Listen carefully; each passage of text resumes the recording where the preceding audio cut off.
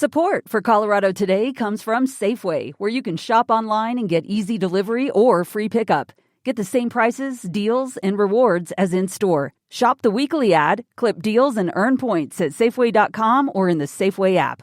Support for Colorado Today comes from Credit Union of Colorado. With access to over 30,000 ATMs and a mobile app, they're dedicated to offering the services of a big bank with a heart. Learn more at honestlygood.org. In parks, plazas, parking lots, and alongside roadways, you may spot protesters in your town tomorrow. The No Kings rallies are back for part 2. More than 50 No Kings demonstrations against President Trump's policies are planned in Colorado, mostly in the morning and early afternoon. You may see traffic backups and road closures around what's expected to be the largest rally near the state capitol in Denver. I'm Bazi Kanani.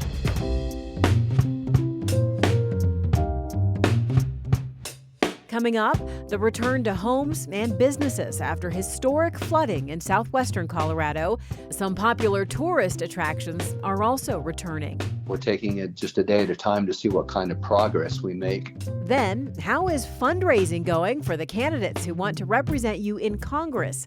Not well for some. You know, Boebert's fundraising has really cratered. While her challengers have huge hauls. You'll hear the numbers.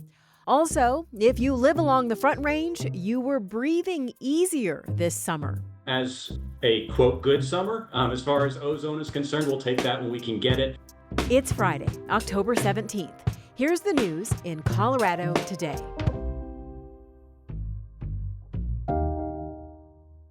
If you've seen photos of the Pagosa Hot Springs Resort flooded out this week, you may be amazed to know that it has reopened. The resort says it's drained the pools that flooded and is having them cleaned. David Harris is the town manager. These two events are now ranking as the third and fourth highest flood events in recorded histories, the most significant one being back in 1911, kind of the granddaddy of them all. But in recent years, it's been a while since we've had a significant event like this. The hot springs are right on the banks of the San Juan River, which rose to historic levels during the storm. Parks and Pagosa Springs' downtown area on the river are still closed as a precaution because there's debris and standing water. They're still totaling up the damage, and Harris's biggest priority is the bridges. Both the town and the county are engaging some CDOT or an outside engineering firm to come and assess our bridges, just because we've had a tremendous amount of debris that has piled up on the bridges. I want to just make sure that they are structurally sound. Pagosa Springs has created a website for volunteers and donations. Further west, the flooding shut down another major tourist draw. Essentially, on Monday and Tuesday, we had to completely discontinue service out of Durango. Jeff Johnson is general manager of the Durango-Silverton Narrow Gauge Railroad. The river breached a natural berm there, or part of it was a berm that we created to protect ourselves from the river. The river flowed up so high that it breached this berm and it flowed down our railroad track for quite a few hundred feet. And in doing so, it washed out the roadbed from underneath the tie structure of the track pretty heavily. So they have significant flooding damage. And we have crews working right now trying to get that repaired. It's our great hope that we'll be back in full Silverton service by this weekend sometime, but we're taking it just a day at a time to see what kind of progress we make. In the meantime, they are doing trips from the Durango side. The damage to homes may be the worst just about 20 miles away in Vallecito. Residents were allowed to go back yesterday.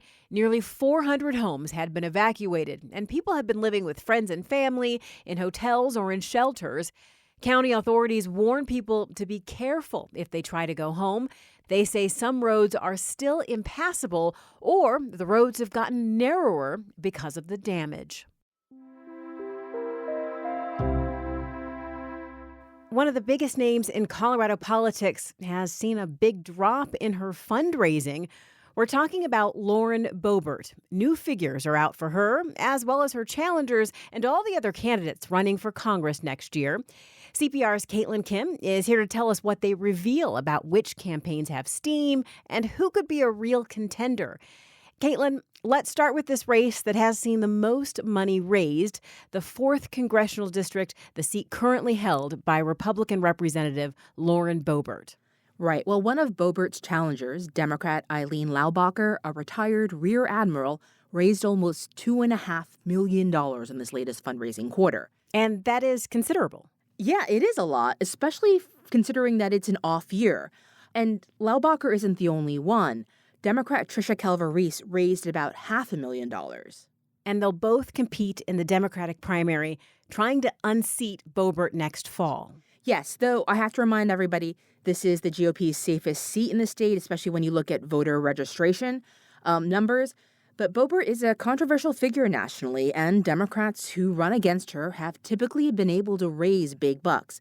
You know, when she almost lost in her old seat, the 3rd District, the Democrat looking for a rematch raised $3.3 million at this point in the cycle, more than either of the two challengers this time. How does Boebert's haul compare to her challengers? You know, Boebert's fundraising has really cratered. She raised just $110,000 in this latest quarter. Now, she used to regularly pull in 7 or 8 times that amount. And look, it could be because she's moved to what's viewed as a much safer seat, but she also underperformed in the last election in that seat compared to the former reps and compared to President Trump in 2024. She still won by double digits, but not as high as the Republican normally would have in that seat. And I think Boebert is trying to focus more on her work in the district to shore up some support there, rather than focusing, more nationally. So she's emphasizing her zip code bill and constituent services, which aren't necessarily fundraising draws. Let's talk about the district that's designed to be the most competitive. Congressional District 8 swung last election, and Republican Representative Gabe Evans won that district by less than a percentage point. Yes, so Evans pulled in over $600,000 this quarter. It's good for an off year. He and fellow Republican Jeff Hurd, who represents the 3rd Congressional District, are considered frontliners and got a lot of fundraising support from their leadership. Now, Evans has about $2 million in the bank for his reelection, and Hurd has just about $1.5 million. What about the Democrats taking on Evans in the 8th District? You know, that's a big field. And no one candidate raised more than Evans. But the top 3 candidates, Manny Rutinel, Shannon Byrd, and Evan Munsing, if you add up their totals, raised over $1 million combined. The 8th is, again, going to be an expensive race with lots of outside money. Another new congressman in our state is Jeff Crank in Colorado Springs. How has fundraising gone for him? He also had a good quarter. He raised about $500,000. I think the problem is Jessica Killen, one of the Democratic challengers, raised $1 million this quarter. Now, they ended with approximately the same amount of cash on hand. I will point out that the 5th Congressional District is the only one in the state that has never elected a Democrat. That said, it also had the largest shift towards Democrats in 2024. So I think that's going to be a race to keep an eye out on. We'll also have a U.S. Senate seat on our ballot next year. Senator John Hickenlooper is running for re-election. Does he have any challengers? He does have 2 Republican challengers so far, but combined, they didn't raise more than $200,000. It's been a pretty sleepy race, especially when you consider all the Republicans that have jumped into the governor's race, but not the U.S. Senate race. Now, Hickenlooper raised around $1.7 million this last quarter. Caitlin, while we have you here, we're now in the 3rd week of the government shutdown. Federal workers are not getting paid, and you've heard some members of Congress talking about their own pay. Right. The Constitution says during a government shutdown, members of Congress get paid, but some members have requested that their pay be withheld, until the shutdown ends. Senator Michael Bennet, along with Representatives Evans and Crank, Hickenlooper says he'll donate his paycheck once he gets it. Meanwhile, most federal workers are scheduled to miss their first full paycheck next Friday. CPR's Caitlin Kim. Thank you. Thank you, Bazi. In the governor's race that Caitlin mentioned, the big money is in the Democratic primary. New disclosures show that billionaire Michael Bloomberg wrote a $500,000 check a few weeks ago for a super PAC supporting Michael Bennet. The contribution gives Bennett a clear fundraising advantage over Phil Weiser. Bloomberg does have a residence in the state, a ranch outside of Meeker. All told, Bennett and Weiser have each raised millions of dollars in support directly to their campaigns and to groups without donation limits, like the one Bloomberg supported with his check. It was a little easier to breathe along the Front Range this summer. Literally, brand new data shows Colorado had fewer high ozone days than usual. CPR's climate reporter Sam Brash is here to explain why.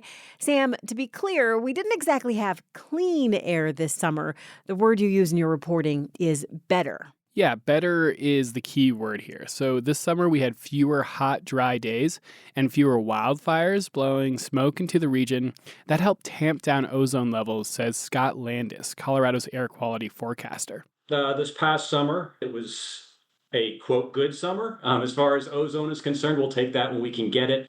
So how does the weather affect ozone? Yeah, so ozone is what we call a secondary photochemical pollutant. That basically means it forms in the atmosphere when sun and heat causes other pollutants like tailpipe emissions from your car or some ingredients in wildfire smoke react in the atmosphere. Okay. So because we had a cooler summer between late May and early September, we only saw 23 days where ozone spiked above federal safety standards. Last year, that number was 41. So just about half. Is 23 days still a lot? Yeah, these are days where it's unsafe to breathe outside. The federal government considers ozone pollution a serious health risk. And even with this improvement this year, Denver and the surrounding counties still aren't meeting the ozone standards set under the U.S. Clean Air Act, which is actually less stringent than a lot of other countries' standards. And the Front Range is unlikely to get into compliance anytime soon. Colorado has been working on its air pollution problem for a while now.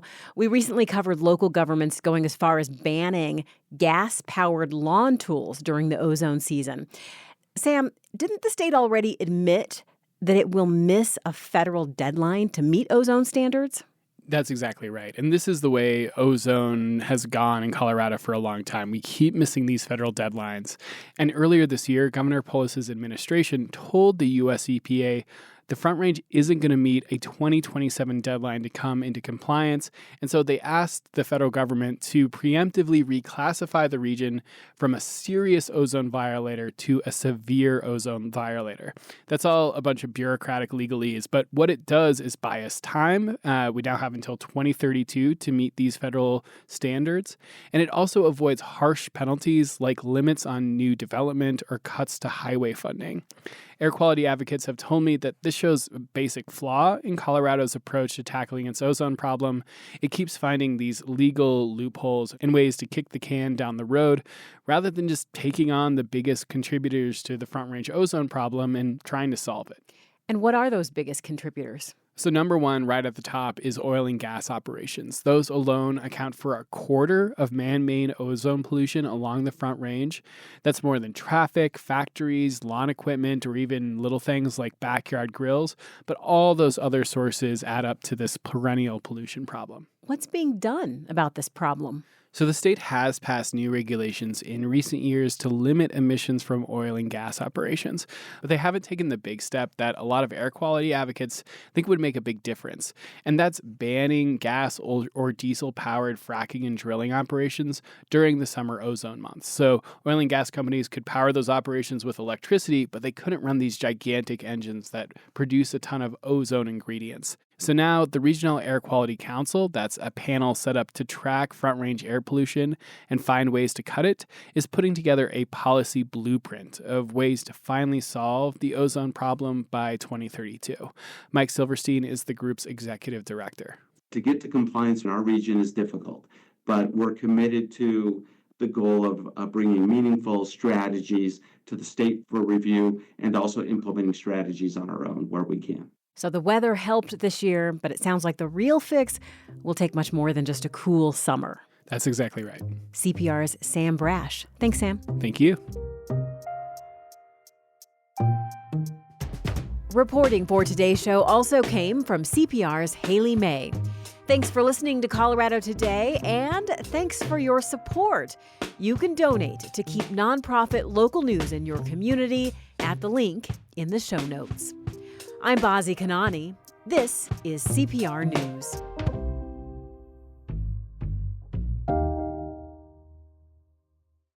Support for Colorado Today comes from Credit Union of Colorado. With access to over 30,000 ATMs and a mobile app, they're dedicated to offering the services of a big bank with a heart. Learn more at honestlygood.org. Support for Colorado Today comes from Safeway, where you can shop online and get easy delivery or free pickup. Get the same prices, deals, and rewards as in-store. Shop the weekly ad, clip deals, and earn points at Safeway.com or in the Safeway app.